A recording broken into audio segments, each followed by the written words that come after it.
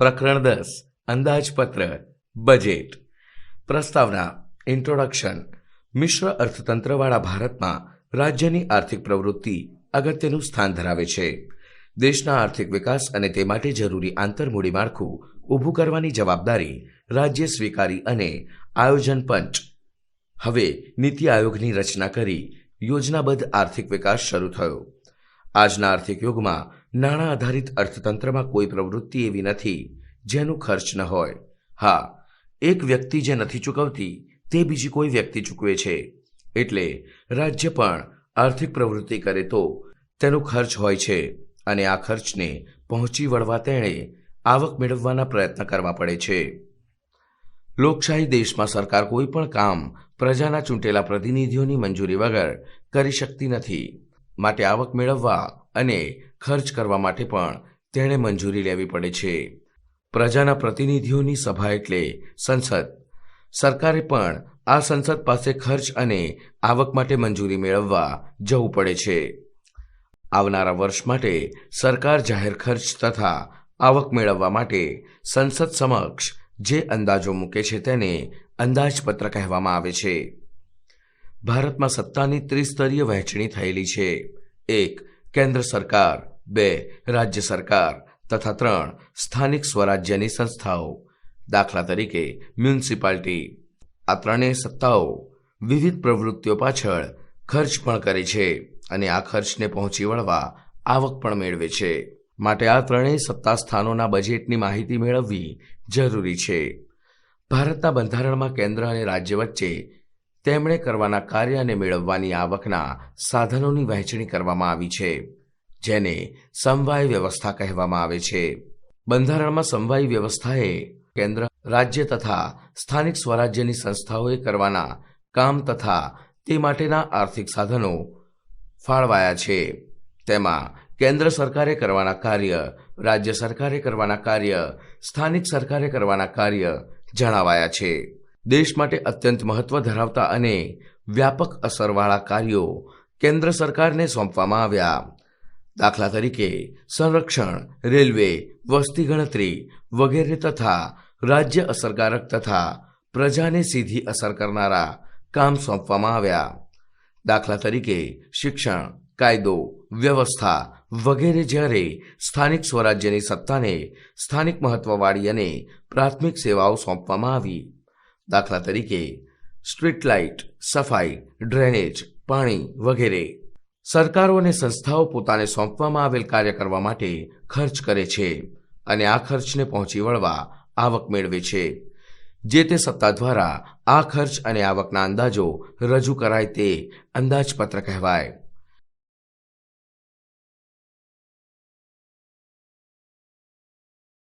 અંદાજપત્રનો અર્થ. Meaning of budget. સરકાર દ્વારા આવનારા નાણાકીય વર્ષ માટે રજૂ કરવામાં આવનાર ખર્ચ અને આવકના અંદાજોના હિસાબપત્રને અંદાજપત્ર કહેવામાં આવે છે. આમ અંદાજપત્ર આવનારા વર્ષના આવક ખર્ચના અંદાજિત હિસાબો દર્શાવે છે. અંદાજપત્રના અર્થમાંથી ફલિત થતી બાબતો. અંદાજપત્રના અર્થમાંથી નીચેની બાબતો ફલિત થાય છે. 1. અંદાજપત્ર ખર્ચ અને આવકના અંદાજિત આંકડા આપે છે. 2. તે આવનારા નાણાકીય વર્ષના સંદર્ભે જ રજૂ થાય છે. માટે આ અંદાજો ચોક્કસ સમયગાળા માટે છે એમ કહી શકાય. 3.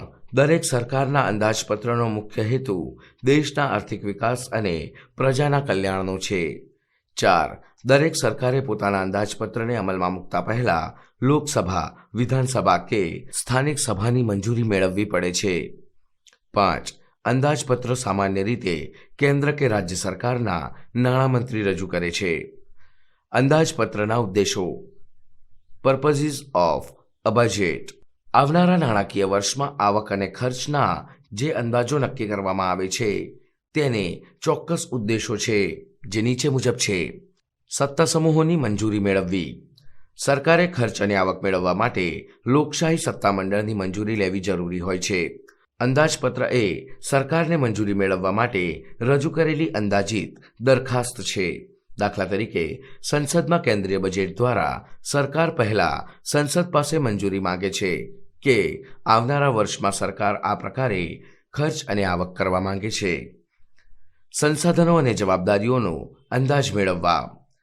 જાહેર સત્તાઓ દ્વારા બજેટ રજૂ કરવાનો એક ઉદ્દેશ એ છે કે તેને આવનારા વર્ષમાં કરવાના કામની જવાબદારીનો ખ્યાલ આવે છે અને તે આવનારા વર્ષમાં ક્યાંથી આવક મેળવી શકશે તેની શક્યતા તપાસે છે. સાધન ફાળવણીને યોગ્ય દિશા મળે છે. અંદાજપત્ર તૈયાર કરવાના લીધે જ હેતુઓ મુજબ સાધન ફાળવણી થાય છે. અંદાજપત્ર તૈયાર કર્યા વગર ખર્ચ થાય તો એક જ બાબત પાછળ ખર્ચ થઈ જાય અને બીજી બાબતો બાકી રહી જાય. આવું ન થાય તે માટે ખર્ચ પહેલાં જ ફાળવણી નક્કી કરવી જરૂરી છે. પ્રજાની જાણકારી માટે. સરકારે અંદાજપત્ર એટલા માટે રજૂ કરવું જોઈએ કારણ કે નાગરિકોને ખબર પડે છે કે હવે અર્થતંત્રમાં શું થશે, કયા ક્ષેત્રમાં રોકાણ થશે, કઈ વસ્તુ મોંઘી થશે, કઈ વસ્તુ પર કરવેરા લાગશે. આમ અંદાજપત્ર આર્થિક આયોજનનો જ એક ભાગ છે. સરકારને નીતિઓ નક્કી કરવામાં તથા તેની દિશા નક્કી કરવામાં મદદરૂપ થાય છે. અંદાજપત્રના પ્રકારો. Types of budget. અંદાજપત્ર બે પ્રકારના હોય છે. એક સમતોલ અંદાજપત્ર, બે અસમતોલ અંદાજપત્ર. એ ખાધવાળું, બી પુરાંતવાળું. હિસાબી નિયમો મુજબ તો તમામ અંદાજપત્રો સમતોલ જ હોય છે કારણ કે તેની બંને બાજુએ સરખું નાણાકીય મૂલ્ય બતાવાય છે. પરંતુ વાસ્તવમાં રાજ્યના અંદાજપત્રો સમતોલ અથવા અસમતોલ હોય છે. સમતોલ અંદાજપત્ર બેલેન્સ્ડ બજેટ. આવક અને ખર્ચના વાસ્તવિક અંદાજો પ્રમાણે સમતોલ અંદાજપત્ર એટલે એવું અંદાજપત્ર જ્યાં સરકારનો અંદાજિત ખર્ચ તેની અંદાજિત આવક જેટલો હોય. આ આદર્શ સ્થિતિ જ્યાં સરકારના ખર્ચ અને આવકના અંદાજો સરખા હોય. વિકસતા દેશો માટે આવું અંદાજપત્ર બિનવ્યવહારુ છે, જ્યારે અમુક વિકસિત દેશોમાં સંરક્ષણ અને વૃદ્ધિ દર વધારવા માટે રાજ્ય વધુ ખર્ચ કરે છે અને અંદાજપત્ર વાસ્તવમાં સમતોલ હોતું નથી. સમતોલ અંદાજપત્રના ફાયદા. આવક અને ખર્ચના અંદાજ સરખા હોય તેવા સમતોલ અંદાજપત્રના ફાયદા નીચે મુજબ છે. 1. આર્થિક સ્થિરતા જળવાઈ રહે છે. 2. આવક અને ખર્ચના અંદાજો સરખા રહે તે માટે સરકાર બિનજરૂરી ખર્ચ તથા બિનજરૂરી વેરા ઘટાડે છે. 3. પ્રજા પર બોજ વધતો નથી. સમતોલ અંદાજપત્રના ગેરફાયદા. 1. સરકાર સમતોલ અંદાજપત્ર ટકાવવા માટે જરૂરી ખર્ચા ઘટાડે તો પ્રજાના કલ્યાણ પર અસર પડે છે. 2. સરકાર ખર્ચ ન ઘટાડે અને સમતોલ અંદાજપત્ર જાળવવા વેરા વધારે તો પ્રજા પર બોજ વધે તો તે આર્થિક વિકાસને અવરોધરૂપ બને. એડમ સ્મિથે સમતોલ અંદાજપત્રની તરફેણ કરી હતી, પરંતુ જે.એમ. કેન્સે અસમતોલ અંદાજપત્રની ભલામણ કરી હતી. કેન્સના મત મુજબ અર્થતંત્રમાં રોજગારી ટકાવી રાખવા રાજ્યે વધુ ખર્ચ કરવો આવશ્યક બને છે. અસમતોલ અંદાજપત્ર અનબેલેન્સ્ડ બજેટ. આ પ્રકારના અંદાજપત્રમાં અંદાજિત આવક અને અંદાજિત ખર્ચ સરખા થતા નથી. આવી અસમતુલા બે રીતે હોય. 1. ખાધવાળું અંદાજપત્ર. 2. પુરાંતવાળું અંદાજપત્ર. ખાધવાળું અંદાજપત્ર. સરકારનું અંદાજિત ખર્ચ જ્યારે સરકારની અંદાજિત આવક કરતાં વધુ હોય તેવું અંદાજપત્ર ખાધવાળું કહેવામાં આવે છે. ખાધવાળું અંદાજપત્ર બરાબર અંદાજિત ખર્ચ ગ્રેટર ધેન અંદાજિત આવક. વિકસતા દેશોમાં સરકારો આર્થિક વિકાસ માટે ખૂબ જાહેર ખર્ચ કરતા હોય છે. સંરક્ષણ, શિક્ષણ, સામાજિક સેવાઓ વગેરે પાછળ ખર્ચ થાય છે. આથી સરકાર પાસે આવકના સાધનો ઓછા હોય છે. કરવેરા ભરવાની ક્ષમતા લોકોમાં ઓછી હોય છે, માટે આવક કરતા ખર્ચ વધારે થાય છે અને ખાધવાળું અંદાજપત્ર બને છે. પુરાંતવાળું અંદાજપત્ર. અંદાજિત ખર્ચ કરતાં અંદાજિત આવક વધારે હોય તેવું અંદાજપત્ર પુરાંતવાળું અંદાજપત્ર કહેવામાં આવે છે. આવા અંદાજપત્ર ખાસ કરીને વિકસિત દેશોમાં જોવા મળે છે. અહીં સરકારનો ખર્ચ ઓછું અને આવક વધારે હોવાથી પુરાંતવાળું હોય છે. ખાધવાળા અંદાજપત્રના ફાયદા. Merits of deficit budget. 1. આવા અંદાજપત્ર વિકાસલક્ષી અને કલ્યાણલક્ષી ગણવામાં આવે છે. 2. મંદીના અર્થતંત્રમાં ખાધવાળા અંદાજપત્રથી ખર્ચ દ્વારા રોજગારી સર્જી શકાય છે. આવા અંદાજપત્ર આર્થિક વૃદ્ધિ વધારવામાં મદદ કરે છે. 3. ખાધવાળા અંદાજપત્રમાં કરવેરાનો બોજો ઓછો હોય છે. ખાધવાળા અંદાજપત્રના ગેરફાયદા. ડિમેરિટ્સ ઓફ અ ડેફિસિટ બજેટ. 1. કેટલીક વખત સરકાર વધુ પડતો ખર્ચ કરીને તેને પૂરો કરવા દેવું કરે છે અને દેવાનો બોજ વધે છે. 2. સરકારના ખર્ચ પર નિયંત્રણ રહેતું નથી. 3. પ્રજાએ કરવેરા દ્વારા ચૂકવેલા નાણાંનો બિનકાર્યક્ષમ ખર્ચ થાય છે. પુરાંતવાળા અંદાજપત્રના ફાયદા. Merits of surplus budget. 1. પુરાંતવાળા અંદાજપત્રથી રાજ્ય ફુગાવાના સમયે પ્રજા પાસેથી વધુ વેરા લઈ પ્રજા પાસેનું અધિક ધન ખેંચી લઈ શકે અને ફુગાવાને કાબૂમાં લાવી શકે. 2. પુરાંતવાળા અંદાજપત્રમાં સરકારે ખર્ચને પહોંચી વળવા માટે દેવું કરવું પડતું નથી. 3. પ્રજા પર ભવિષ્યમાં કરવેરાનો બોજો પડતો નથી. પુરાંતવાળા અંદાજપત્રના ગેરફાયદા. ડિમેરિટ્સ ઓફ અ સરપ્લસ બજેટ. 1. પુરાંતવાળા અંદાજપત્ર માટે સરકાર જો સામાજિક કલ્યાણ અને વિકાસના કાર્યો માટે જરૂરી ખર્ચ પણ ન કરે તો વિકાસને વિપરીત અસર પહોંચે છે. 2. મંદીના સમયમાં સરકાર પુરાંતવાળા અંદાજપત્ર માટે નાણાંને પકડી રાખે તો અર્થતંત્રમાં મૂડીરોકાણ, રોજગારી અને ઉત્પાદન પર અસર પડે છે. 3. જો દર વર્ષે પુરાંત વધતી જ જાય તો પછી સરકાર તેનું શું કરશે તે પ્રશ્ન મોટો થતો જાય છે. માટે પુરાંતવાળા અંદાજપત્રની પણ મર્યાદા ઊભી થાય.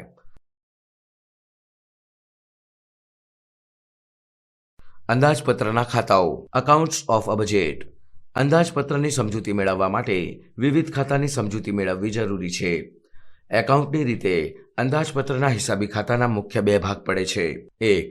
જમા બાજુ, જ્યાં રાજ્યની આવકો નોંધાય છે, અને 2. ખર્ચ બાજુ, જ્યાં રાજ્યના ખર્ચ નોંધાય છે. આવક અને ખર્ચની બંને બાજુના મુખ્ય પાસા નીચે મુજબ છે. આવક બાજુ.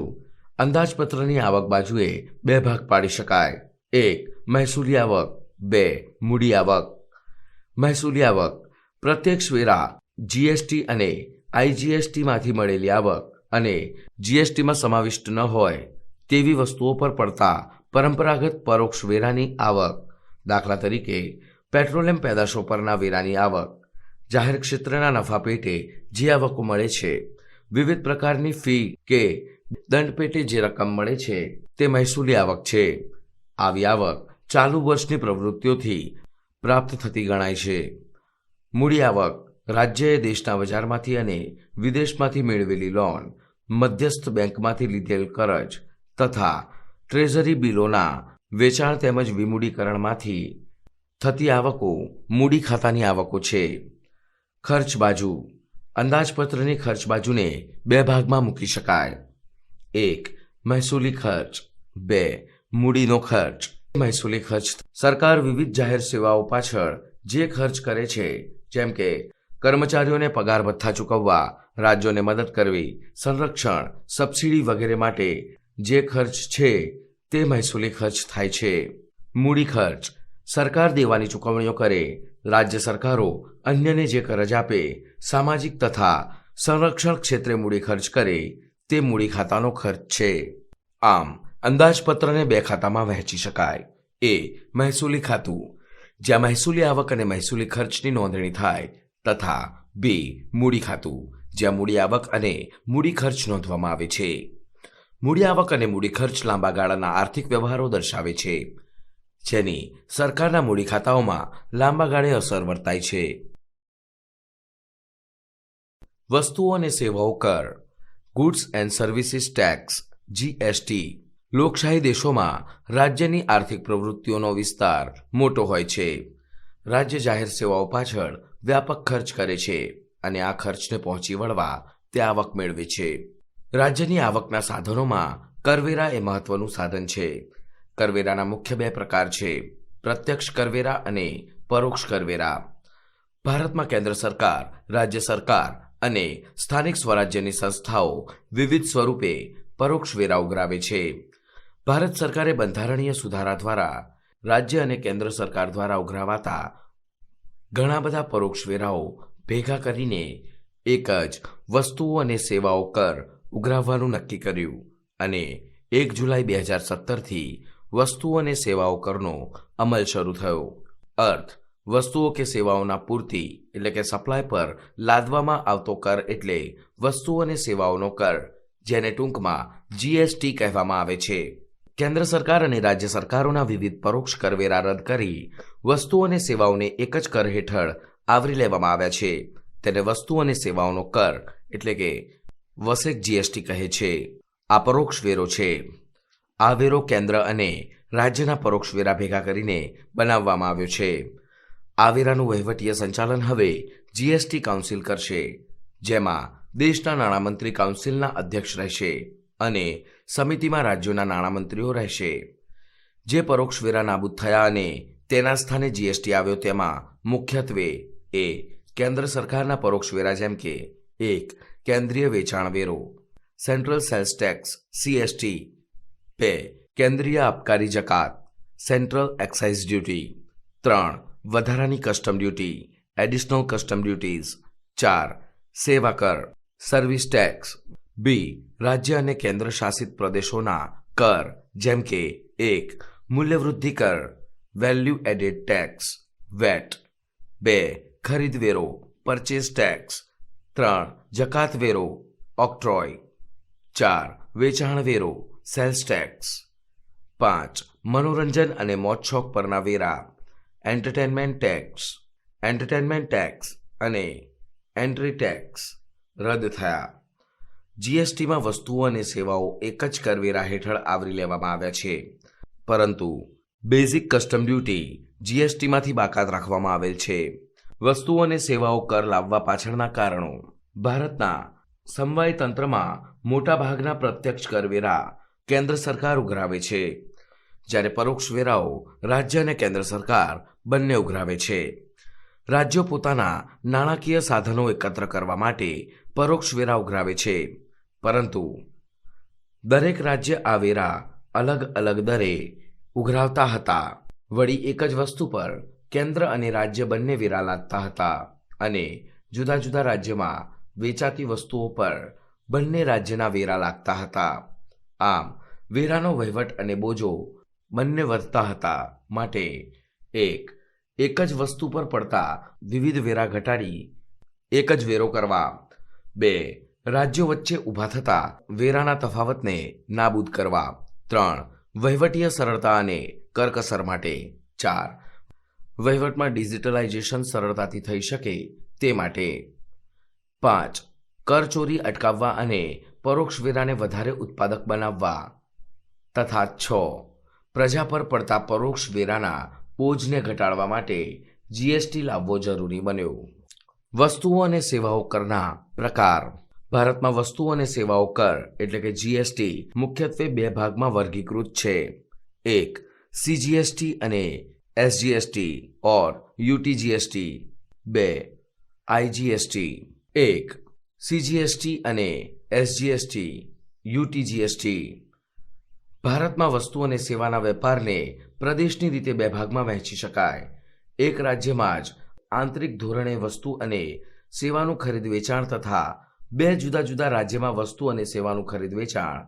હવે રાજ્યમાં કે કેન્દ્રશાસિત પ્રદેશમાં જ જ્યારે વસ્તુ કે સેવાનું વેચાણ થાય છે ત્યારે જે જીએસટી લાગે છે તેના 2 ભાગ પડે છે. A. CGST અને B. SGST ઓર UTGST. એટલે કે A. કેન્દ્ર સરકારનો જીએસટી એટલે કે CGST, B. રાજ્ય સરકારનો જીએસટી SGST, કેન્દ્ર શાસિત પ્રદેશોનો જીએસટી એટલે કે UTGST. દાખલા તરીકે અમદાવાદનો ઉત્પાદક ભાવનગરમાં વસ્તુ કે સેવાનું વેચાણ કરે છે અને તેના પર ધારો કે 18% જીએસટીનો દર છે, તો આ વસ્તુ જો ₹100ની હોય ત્યારે ₹9 જીએસટી એટલે કે 9%, ₹9 SGST એટલે કે 9% બરાબર ₹18 કુલ જીએસટી લાગશે. 2.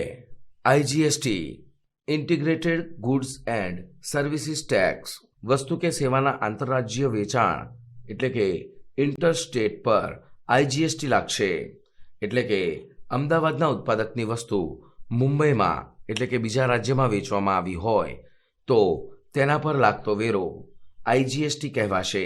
ઉદાહરણ તરીકે સેવા કે વસ્તુની કિંમત ₹100, આઈજીએસટી 18% એટલે કે ₹18 બરાબર કુલ ₹118